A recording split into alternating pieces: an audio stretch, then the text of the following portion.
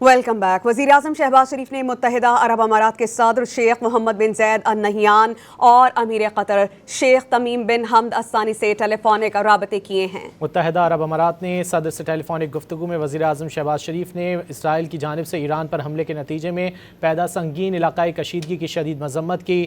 وزیراعظم نے ابوظہبی پر میزائل حملے میں ایک پاکستانی شہری کے المناک انتقال پر گہرے دکھ اور افسوس کا اظہار کیا۔ وزیراعظم نے اس مشکل گھڑی میں متحدہ عرب امارات کی قیادت اور عوام کے ساتھ پاکستان کی مکمل یکجہتی اور حمایت کا یقین دلایا۔ قطر کے امیر سے گفتگو میں وزیراعظم شہباز شریف نے ایران پر اسرائیلی حملے کے نتیجے میں خطے میں پیدا ہونے والی سنگین کشیدگی کی شدید مذمت کی۔